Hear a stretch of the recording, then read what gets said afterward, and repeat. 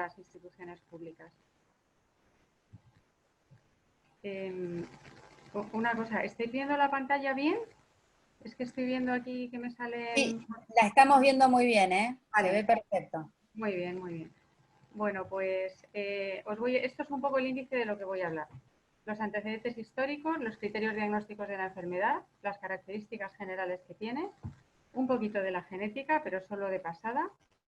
Acciones clínicas, igualmente como he visto que estos seminarios están bastante completos, pues no quiero meterme en el campo de otros ponentes, entonces voy a contar un resumen, ¿no? Lo que es lo más importante de la enfermedad.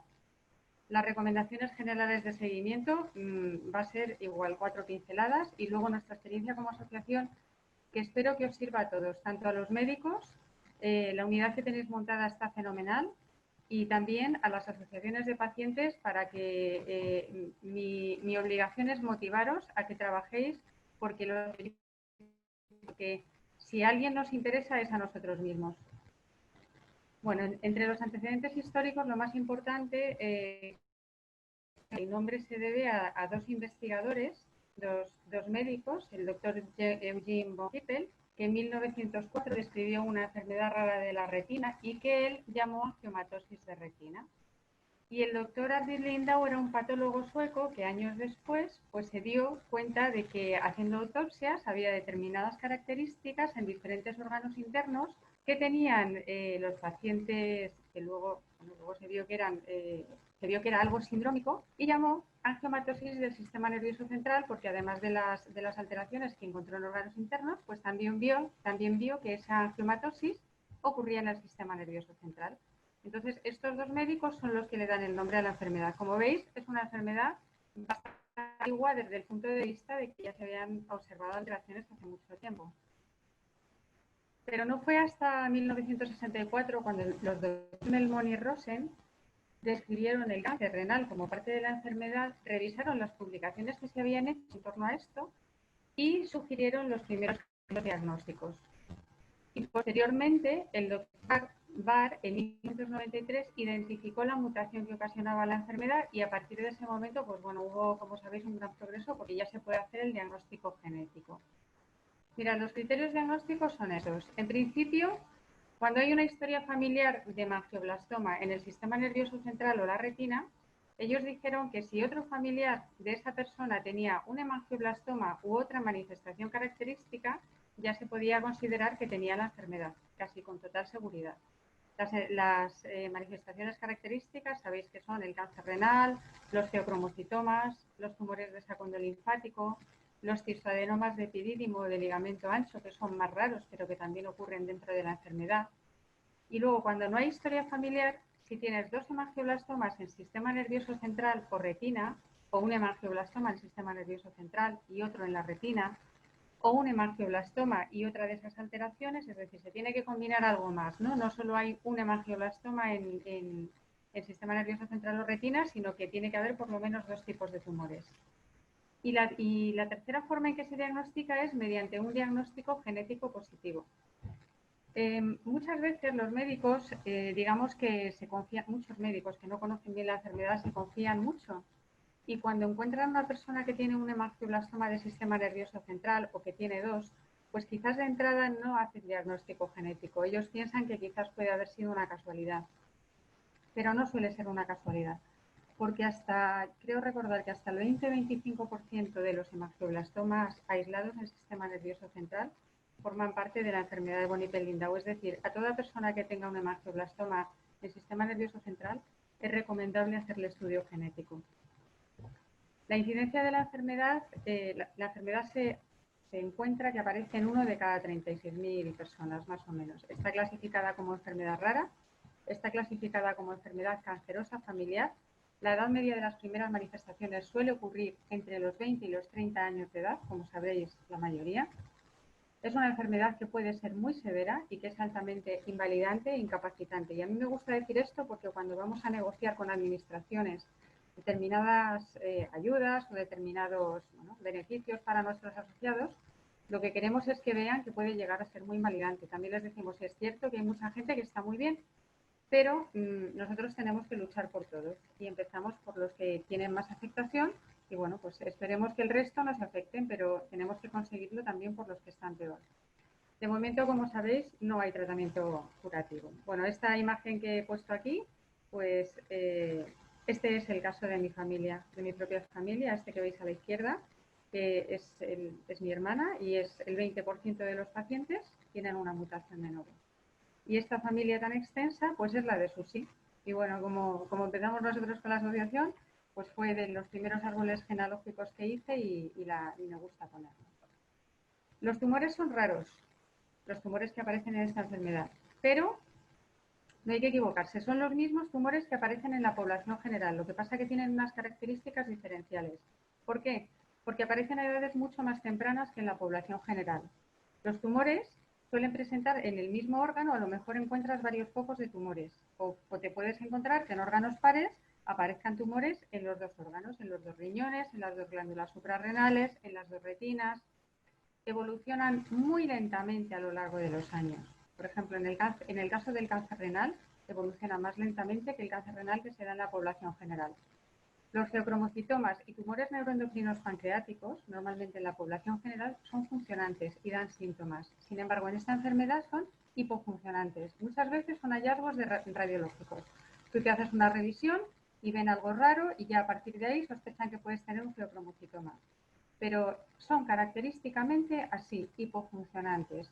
¿Qué pasa? Pues que hay que observar si crecen, si empiezan a soltar catecolaminas o hormonas, y bueno, pues hay que quitarlos. Pero no te dan los síntomas típicos, y esto me gusta decirlo porque a veces cuando se ha planteado una duda de este tipo, pues el médico dice, no, pero hemos hecho un análisis de catecolaminas y todo está normal y usted no se preocupe.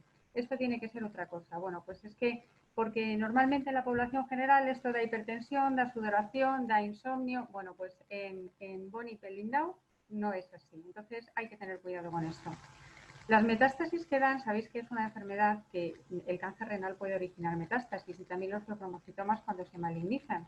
Se maligniza un bajo porcentaje de los feocromocitomas, creo que es inferior al 3%.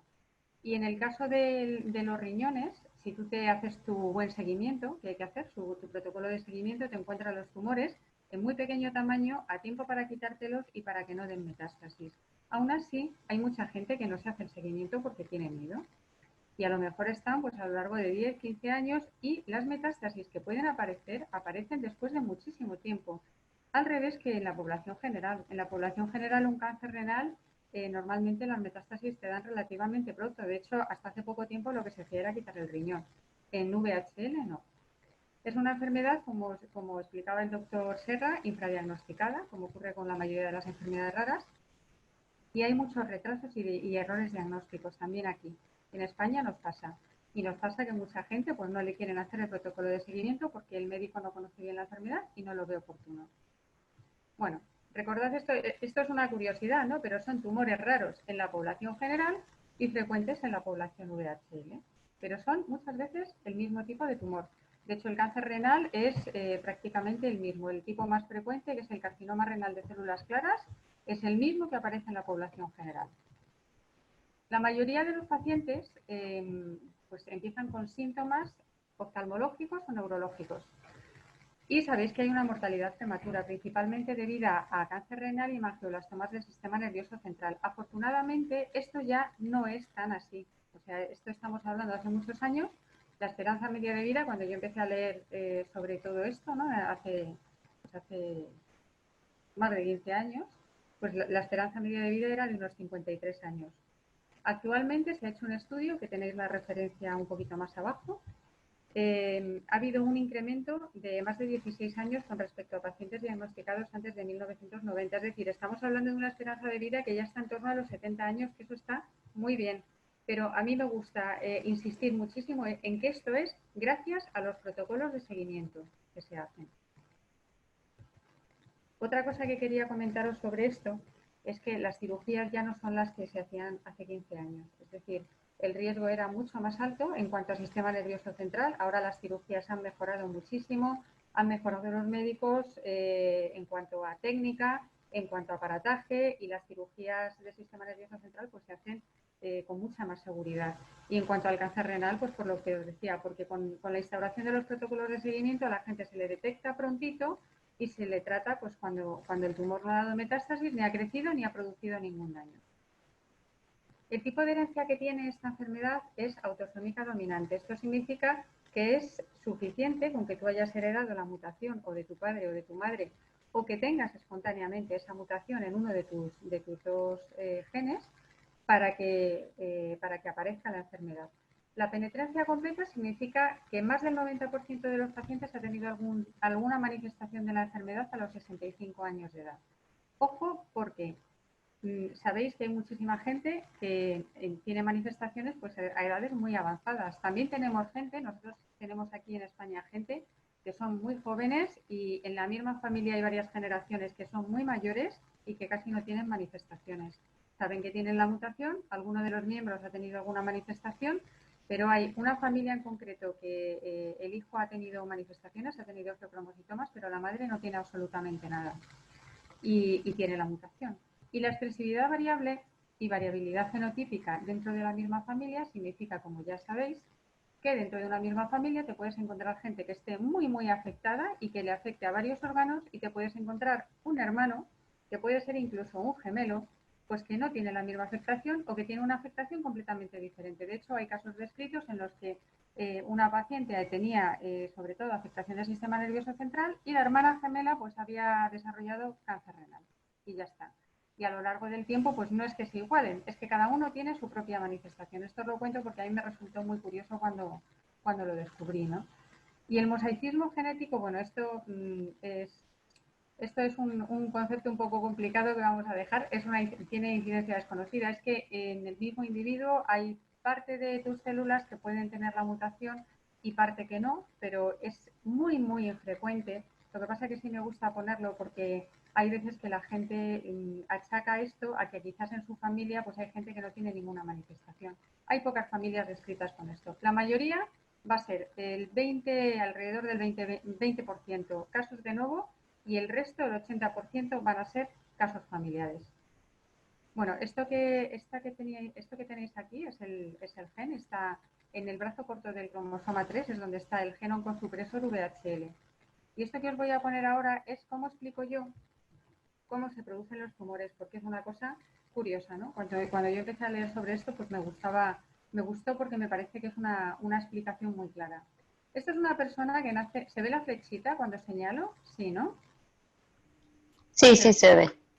Bueno, esto es una persona que nace sin la mutación. Entonces aquí tiene sus dos genes que yo los comparo, el gen VHL lo comparo como a un policía que está vigilando para que no aparezcan los tumores. ¿Qué pasa? Que hasta que tiene una mutación, estos dos genes, hay uno de ellos que manifiesta una mutación, pues a lo mejor pasan a lo largo de su vida 30 años. Tenemos muchas mutaciones espontáneas que nuestro cuerpo es capaz de lidiar con ellas y nuestro sistema inmunológico es capaz de controlar pequeños tumores que puedan aparecer o, bueno, pequeños problemas de salud que podemos tener, pequeñas infecciones, ¿no? Bueno, pues en el caso de los genes oncosupresores vigilan para que no aparezcan tumores. Entonces, ¿qué pasa? Pues que pasan unos 30 años, por poner un ejemplo, 30 o 40 años, ocurre una primera mutación, pero todavía tenemos un policía que está funcionando. Entonces, cuando ese segundo policía sufre la mutación, nos quedamos sin policías y ahí aparece el tumor. Por eso, los tumores aparecen normalmente a edades avanzadas. Aparecen pues, cuando tienes 60, 50 y muchos, 60, 70, 80 años. ¿Qué pasa en una persona que nace con la mutación? Pues que ya hay un policía que no está funcionando. Y como no está funcionando, pues si de que ocurra una mutación hasta la siguiente pasan 30 o 35 años, pues en esta ocasión, como solo hay un policía que perder, cuando se pierde ese es cuando aparecen los tumores. Y bueno, depende del tipo de tumor. Esto lo pongo, por ejemplo, por el cáncer renal. Esta explicación vale bastante, porque sirve bastante, porque el cáncer renal esporádico ocurre no antes de los 50 años, es muy raro. Sin embargo, en VHL ya sabéis que ocurre en torno a los 25 o 30 años. Entonces, esto se cumple. Veis que ya no tenéis más que un policía de entrada y entonces es mucho más fácil que ocurra accidentalmente una segunda mutación que pueda provocar un tumor. Bueno, ya sabéis cuáles son las características los tumores más típicos de la enfermedad. Son los del sistema nervioso central, cerebelo, troncoencefálico y médula espinal. Los del cerebelo son muy frecuentes, pero os tengo que decir que aquí en España hay mucha gente que está operada de tumores en el tronco encefálico y concretamente en el bulbo. Y en la médula espinal son tumores muy frecuentes. Muchas veces los neurocirujanos pasan por alto la médula espinal pensando que los tumores van a estar sobre todo en el cerebelo. ¿Qué pasa? Que es la gran desconocida la médula espinal. A toda persona que tenga la enfermedad se le debe hacer seguimiento no solo del encéfalo, sino también de la médula espinal, porque muy frecuentemente encuentras pequeños tumores que crecen muy lentamente, pero que hay que tenerlos bien controlados. A lo largo de los años es posible que crezcan muy poquito, pero lo que no se puede permitir es que una persona no se le haga evaluación, porque en ocasiones pues puede ocurrir que un tumor después de 40, 50 años pues debute de una forma muy explosiva. El médico no sabía que ese tumor estaba ahí, lo han achacado a otras cosas, a cansancio, que no está deprimido, y cuando se encuentra el tumor pues es muy grande y es muy complicado de operar. Entonces siempre es conveniente hacer seguimiento de médula y no solo de encéfalo. Otra manifestación muy frecuente, ya sabéis que son los tumores en la retina, que aparecen entre el 25 y el 60%. Lo del 25 y 60 os explico que es porque depende de los médicos y de los investigadores, pues a lo mejor en la población de pacientes que ellos tienen, pues han visto que el 25% de sus pacientes tienen manifestaciones en la vista, pero ha habido otros que han visto que no, que en su población, entre sus pacientes, son el 60. Entonces, estos rangos tan amplios es porque los diferentes investigadores pues han encontrado diferencias en sus pacientes. Los tumores de saco linfático son muy raros, pero se dan entre el 11 y 16% de los casos VHL. Y cuando es bilateral, cuando hay personas que han sido diagnosticadas porque han presentado sordera bilateral y han visto que tenían tumor en los dos sacos endolinfáticos, y a raíz de ahí le han hecho el estudio genético y han visto que tenía la enfermedad.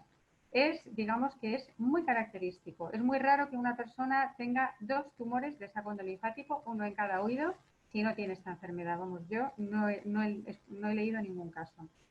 Los quistes pancreáticos son también muy frecuentes, y los cistoadenomas, que son un tipo de tumor quístico, que son benignos, que no necesitan tratamiento, que crecen y decrecen, que pueden invadir toda la glándula y pueden ocasionar diabetes e insuficiencia pancreática.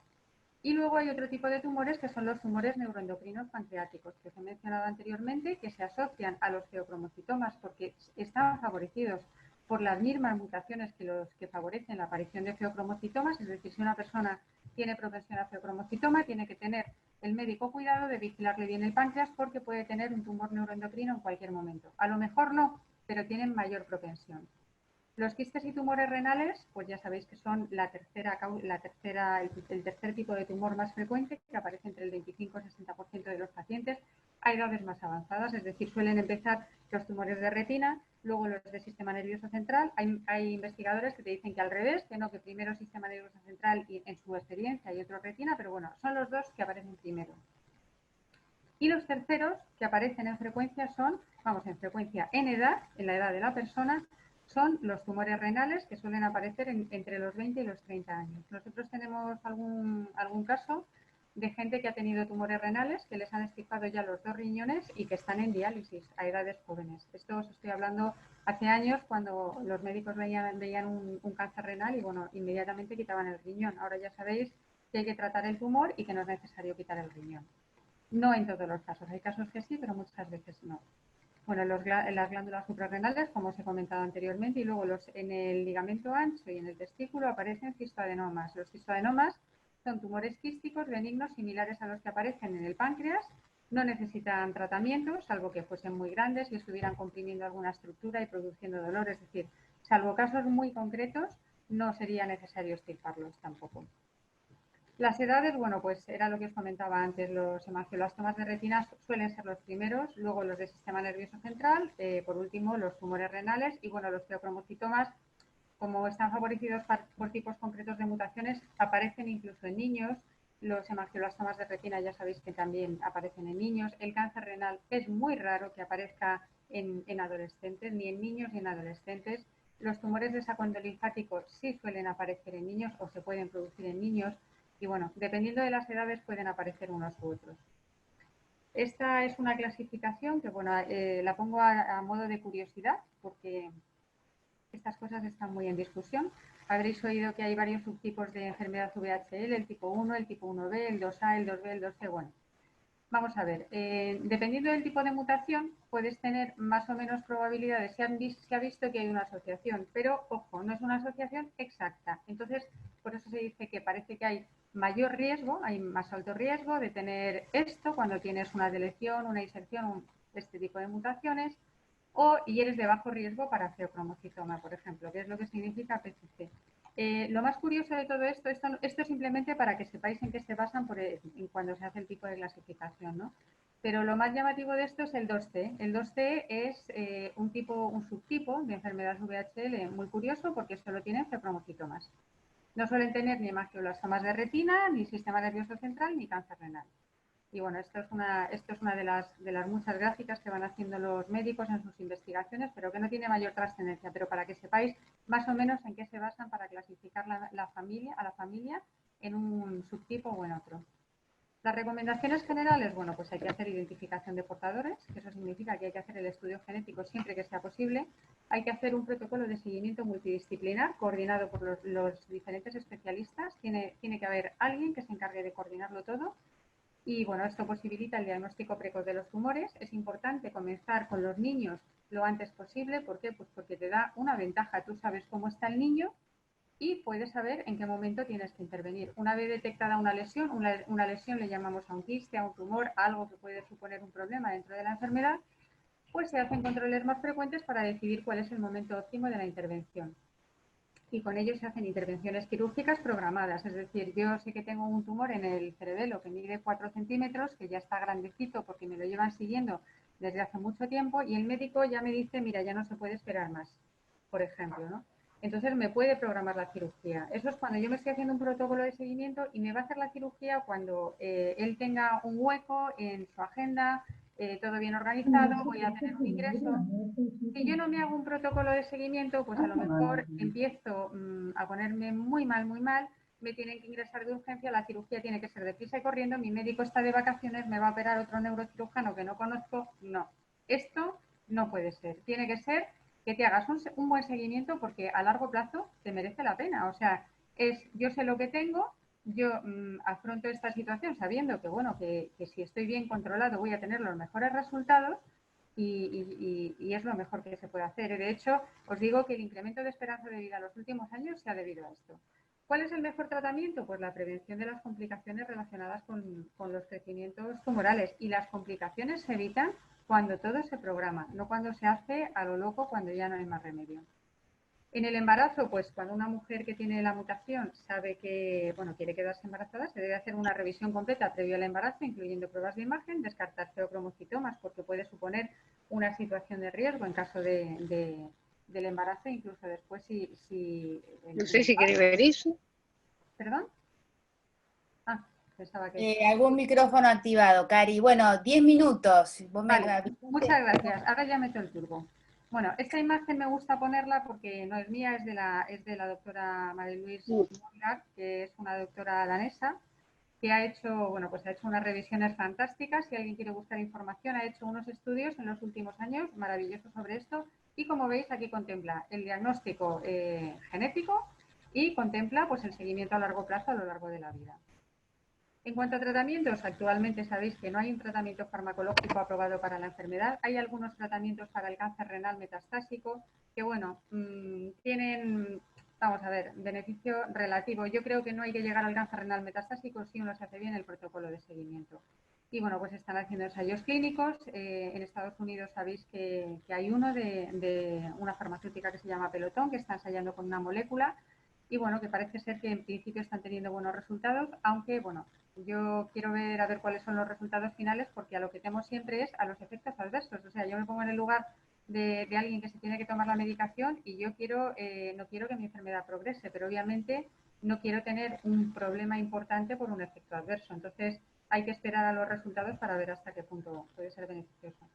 Aquí ya sabéis que hay pacientes que que han sido tratados en ensayo clínico con propranolol para hemangioblastomas de retina y se está utilizando fuera de indicación, es decir, no está aprobado en la ficha técnica, pero vemos que puede tener un beneficio y hay pacientes que lo están tomando. Bueno, ahora os voy a contar la apuesta por la investigación. Perdonad que voy a encender la luz, porque si no, no me vais a ver.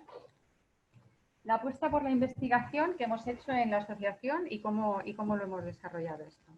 La situación de partida que teníamos es muy similar a la que podéis tener vosotros, desconocimiento generalizado de la enfermedad, por parte de los profesionales sanitarios, de los afectados y de las familias y obviamente de las administraciones sanitarias. Teníamos problemas para acceder a médicos que conocieran la enfermedad y obviamente escasa investigación. Primer objetivo que nos pusimos, información. Difundir información para afectados, para las familias y para los médicos y obviamente intercambiar información entre nosotros porque somos los que más sabemos de la enfermedad. La gente que está sufriendo la enfermedad es la que puede aportar el mayor conocimiento. A mí me gusta esto, la información tiene que fluir. La asociación puede organizar el flujo de información, es la primera interesada. Los afectados somos los primeros interesados en que esto funcione. Como los médicos especialistas que llevan pacientes pueden revertir información a la asociación, la Federación Internacional también, las búsquedas bibliográficas que hagamos y luego todo eso lo vehiculizamos y se lo enviamos a profesionales sanitarios, afectados y familias, administraciones públicas para defender nuestros derechos. Necesitamos también aportarles informes y documentos y que se lo crean. Y para la sociedad, para decirle a la sociedad que nos ayude también a financiar nuestra propia investigación.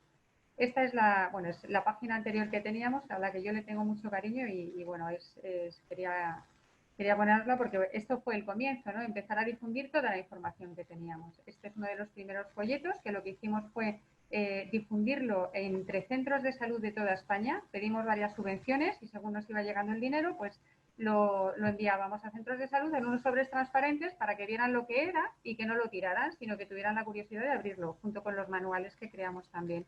Esto lo difundimos entre las familias, les dimos también libros a las familias para que se los llevaran a sus médicos. Hubo médicos que le dieron muy buena acogida y otros médicos pues que no se la dieron, que bueno, cada uno se encuentra lo que se puede encontrar, ¿no? Y luego hubo un par de años que hicimos una campaña y cogimos cuando el Ministerio tenía públicos los datos de los médicos que iban a empezar la residencia en diferentes especialidades que a nosotros nos interesaban, enviábamos nominalmente a cada médico residente pues un manual para que fuese aprendiendo lo que era la enfermedad. Este es el manual de pacientes, este que tenéis aquí a la izquierda, y este es el de profesionales. Y estas dos fotografías pues son de mi hermana, ¿cómo no? Entonces, bueno, me decía una paciente que le parece muy interesante porque es cierto, dice, nosotros nos autoobservamos, digo, es que es lo que hay que hacer. Y bueno, seguimos. El segundo objetivo era la investigación, captación de fondos. Teníamos que buscar y seleccionar proyectos, ver cómo financiarlos y fomentar la investigación. Hicimos diferentes campañas de recaudación de fondos que seguimos haciendo. Recogimos móviles hace ya años, vendimos pulseras y bueno, tenemos proyectos de investigación sociosanitaria y proyectos de investigación biomédica. Los grupos de investigación, ¿cómo los localizamos? Fue complicado. A través de los médicos que conocíamos, les preguntábamos si estaban interesados en investigar. Incluso yo le decía a la gente, si queréis hacer vuestra tesis en la enfermedad, os facilitamos el contacto con los afectados y os formáis en la enfermedad. Os vamos a ayudar en todo lo posible, os vamos a ayudar en si hay que ir a congresos, pues creo que lo sabéis, la Asociación Española, a los médicos que colaboran con nosotros les ofrecemos financiarles el congreso que se celebra cada 2 años de la Asociación Internacional. Y últimamente lo que hemos incorporado es la posibilidad de financiar las publicaciones que hagan sobre la enfermedad en revistas científicas. ¿Por qué? Pues porque a nosotros nos interesa la investigación y nos interesa que publiquen. Y sabemos, por ejemplo, aquí en España tienen cortado mucho las financiaciones para publicar. Entonces nosotros les decimos, financiamos tu investigación en una revista de alto impacto, nos va a costar dinero, pero el objetivo ¿cuál es? Nuestro beneficio es que vas a investigar la enfermedad. Mediante convocatoria pública, lo hicimos en una ocasión en el año 2013 y actualmente pues ya lo hacemos buscando grupos de investigación o investigadores que hemos localizado y que quieran investigar la enfermedad. Y luego tenemos proyectos sociosanitarios propios, esto creo que es muy importante, también les interesa a los médicos tener un registro de pacientes. Hicimos un estudio sociosanitario donde se vio que había un decalaje importante entre las primeras manifestaciones y cuando le daban el diagnóstico al paciente de años. Este registro en concreto lo lleva Susi, que nos está escuchando también. Y bueno, aquí como veis, esto es lo que hemos ido haciendo. Esto lo lleva personalmente ella. Paciente que se pone en contacto con la asociación a través de la página web o del correo electrónico, pues Susi habla con él brevemente y bueno, pues ya vemos de qué comunidad autónoma es. Fijaos que desde que empezamos a hacer este trabajo en el año 2007, o sea, 6 años después de comenzar con la asociación, hasta 2020 hemos triplicado el número más del triple, ¿no? de familias localizadas y también el número de afectados. Esto es porque, como os podéis imaginar, en cada familia pues hay varios afectados. Es el mejor registro que hay de la enfermedad. No hay ninguna administración pública que tenga un registro como este. Y os lo digo porque nos han pedido datos también de las administraciones públicas. Esta es la situación que tenemos ahora en Castilla-La Mancha. La diapositiva que os he puesto antes estaba actualizada. Esta cifra está actualizada a fecha de hoy. Lo digo porque si sumáis los datos nos van a cuadrar. Y esto está actualizado en mayo, que fue cuando íbamos a tener nuestra reunión anual. En la primera cifra es el número de familias, la segunda es el número de afectados. Por ejemplo, aquí 5 familias, 7 afectados. Las cifras que están en rojo son las que han experimentado variación desde el año anterior a este. Normalmente es al alza, aunque ha habido alguna comunidad que ha fallecido alguien y bueno, pues aparece también en rojo. Y como veis tenemos varios núcleos importantes, la Comunidad de Madrid, Cataluña, Andalucía, la Comunidad Valenciana y el País Vasco. Y luego hay dos comunidades, bueno, dos ciudades autónomas, Ceuta y Melilla, donde creemos que debe haber afectados, pero que no se han puesto en contacto con nosotros. Y luego los proyectos, bueno, con esto estoy terminando, Valeria. La investigación la comenzamos en el año Mentira, 2013, vas bien, la vas bien. captación, voy bien.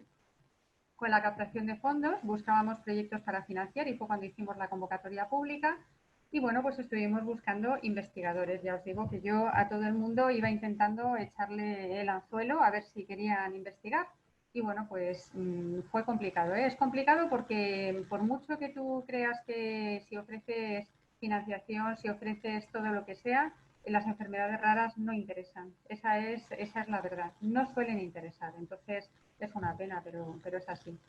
En el año 2018, pues como comenzamos, como ya teníamos iniciados los proyectos en el centro, en el CSIC, que van a hablar también, creo que Luisa Botella, la investigadora, y Ángel Cuesta, bueno, pues teníamos que registrar la colección de muestras de VHL. ¿Sabéis lo que hacemos? Cuando una persona se va a operar, llama a Susi, tenemos un lema, creo que muchos lo sabéis, un regalo que solo tú puedes dar.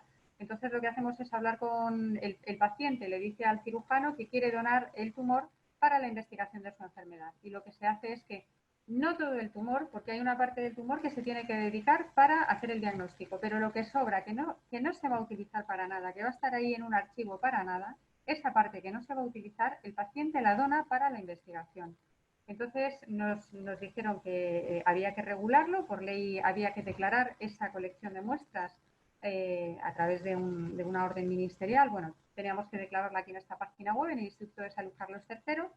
Y bueno, pues todas las muestras van al laboratorio del CIB, de la doctora Luisa Botella, ahí hacen los cultivos, los congelan y luego van haciendo las investigaciones con esos cultivos. Esto es súper importante, porque cuando tú tienes un tumor tuyo, pues puedes investigar bien. La mayoría de los investigadores están investigando con tumores que son de animales, pero a mí me interesa que investiguen con tumores de pacientes. Y os digo a nivel de todas las investigaciones, ¿eh? En cuanto a los cultivos celulares, es esto que os comentaba. Digo que somos pioneros porque nos hemos encontrado con miles de pegas, miles aquí en España, para poner esto en marcha, porque les parecía rarísimo, porque esto no se hacía en ningún sitio. Sabemos que en Estados Unidos se recogen tumores, pero que se hagan cultivos no teníamos constancia cuando empezamos. Aquí a la izquierda, esta es mi hermana Ana, como veis, yo mi hermana Ana la tengo siempre presente en todas partes, ¿no? Y él es el doctor José María de Campos, que para nosotros fue pues como el padre de los pacientes, porque se tomaba muchísimo interés, ayudaba muchísimo, estaba siempre a tu disposición. Y la persona que sigue ahora llevando la unidad, él sabéis que falleció en el año 2014 de forma repentina. Y bueno, nos dejó a alguien muy bien formado, que es el doctor Daniel Aguirre, y bueno, que es el que está llevando ahora la unidad. Y la doctora Gemma Serrano fue la primera persona que comenzó a trabajar con el doctor de Campos.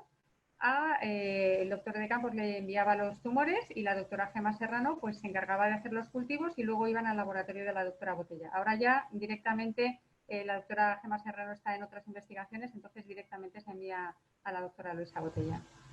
Y bueno, luego empezamos los ensayos in vitro. Después que ya teníamos los cultivos, empezamos a probar, que es una de estas publicaciones que ha puesto el doctor Serra, y vimos que funcionaba. Y bueno, pues luego decidimos probarlo también en los pacientes, dado que ya teníamos que funcionaba en los cultivos, pues empezamos a probarlo en pacientes. Hicimos un ensayo clínico que me costó Dios y ayuda a sacarlo adelante, igual porque es una enfermedad rara, porque esto no lo entiendo, porque la agencia reguladora que tiene que aprobarlo no te pone miles de pegas y algunas cuantas más. Pero bueno, si tú tienes claro el objetivo y sabes que quieres sacar adelante tu ensayo y que cueste lo que cueste, lo vas a sacar, al final lo sacas. Y lo hicimos. Nos costó mucho. La investigadora que empezó, bueno, se tuvo que marchar, continuó. Ella es la persona, esta doctora es la doctora Rosa Jiménez, que es la jefe de servicio de oftalmología, y ella es la doctora Beatriz González, que fue la que finalmente terminó el ensayo clínico. Bueno, también se publicó este resultado. Y bueno, por fin, gracias a esto, pues conseguimos reposicionar propranolol como primer medicamento huérfano para la enfermedad de Bonico y Lindau. ¿Por qué es tan importante? Por lo que ha contado el doctor Serra, que desde que comienzas con la investigación de un medicamento hasta que llega a la clínica y hasta que ves que tiene un resultado en pacientes, pasan muchísimos años. El desarrollo farmacológico, el desarrollo de un medicamento que sea efectivo lleva tantísimo tiempo que nos podemos morir, literalmente, esperando a que haya resultados. Entonces, nosotros intentamos acelerarlo buscando tratamientos que se pudieran utilizar, que ya estuvieran en marcha, que fueran utilizados habitualmente en la clínica, y eso fue el caso del propranolol. Es lo que estáis viendo ahora mismo con el COVID, es lo que se está haciendo. Fármacos antiguos como la hidroxicloroquina o como la citromicina o como muchos otros se están probando. ¿Por qué? Porque ya estaban en el mercado, son seguros, han demostrado que es lo primero que se pide en un ensayo clínico, que el medicamento sea seguro y que no va a matar al paciente. Y una vez que tienes demostrada la seguridad y que ya sabes más o menos las pautas posológicas, la investigación se reduce en muchos años. Entonces, bueno, pues conseguimos el reposicionamiento. Y bueno, yo esto es lo que quiero compartiros a todos. Las asociaciones de pacientes con enfermedades raras tienen un papel primordial en el inicio y desarrollo de la investigación de su propia enfermedad y en el mantenimiento. Tiene que ser, como nos decía también el doctor Serra, eso tiene que ser multidisciplinar, es decir, tiene que ser coordinado entre asociaciones, médicos e investigadores. Nosotros tenemos que hacer de nexo de unión desde las asociaciones. Muchas veces los investigadores que están en el laboratorio no tienen contacto con los clínicos, pero nosotros tenemos contacto con los dos y nosotros podemos donar nuestros tumores a la investigación y al mismo tiempo podemos dar lo que sabemos de la propia enfermedad a los clínicos. Y los clínicos y los investigadores básicos tenemos que cerrar el círculo entre todos y conseguir hacer la investigación. Y así se consigue avanzar. Y bueno, pues eso es todo. Muchas gracias por vuestra atención y bueno, que muchísimas gracias por la invitación. Estoy encantada de estar aquí con todos. Si tenéis Muchas preguntas, gracias, Karina. Un aplauso. gracias. Gracias. La verdad